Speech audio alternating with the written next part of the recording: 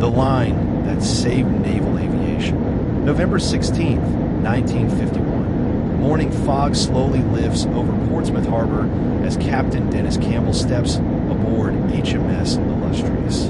Inside his briefcase lies a single sheet of paper. On it, a crude drawing. Nothing more than a flight deck tilted 10 degrees to the left.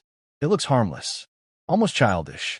Yet within 18 months, this simple sketch would save more naval pilots than any weapon ever created.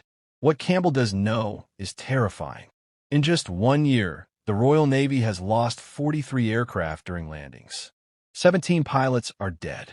Every single accident happened in the final moments, those last desperate seconds before touchdown.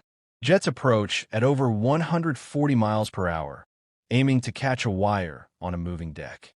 Miss it, and 60 feet ahead waits a steel barricade, ready to rip aircraft apart. Across the Atlantic, the situation is worse. In 1951 alone, U.S. Navy carriers suffered more than 700 fatal or aircraft-destroying accidents, over 2 every day. The Korean War only multiplied the carnage. Straight-deck carriers offered no mercy. Miss the wires, and you either slammed into the barrier at full power or plowed straight into parked aircraft, creating an instant inferno. The jet age had arrived. Carrier design had not. Jets landed far faster than propeller aircraft. Worse, their engines took seconds, long, deadly seconds, to respond if power was needed. By the time a pilot realized something was wrong, physics had already decided the outcome. Everyone knew the truth. Naval aviation was breaking. The problem wasn't pilot skill. It was the deck itself. Carriers were built for aircraft that could cut power and drop onto the deck. Jets couldn't do that. They had to land under power, fully committed, with almost no chance to escape. Dennis Campbell wasn't an engineer. He wasn't a test pilot. He was a desk officer assigned to paperwork and coordination. But he had one flaw no credentials could fix. He couldn't ignore. Dead pilots. After attending the funeral of a former student, killed despite a perfect approach, Campbell reached a breaking point. "This is madness," he said.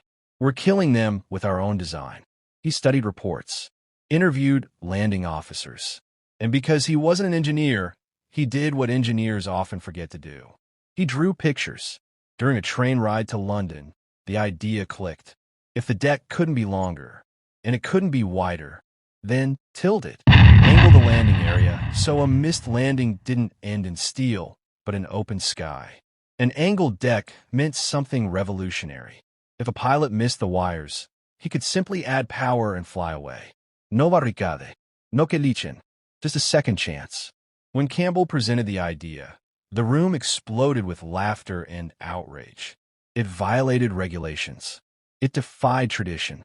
Experts called it amateur nonsense. Until one engineer asked a simple question: "Show me the math."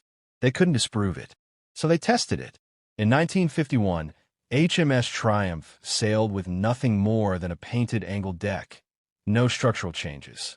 Pilots practiced simulated landings. The predicted chaos never came. Instead, pilots adapted almost instantly. And for the first time, missing the wires wasn't terrifying. They just flew away.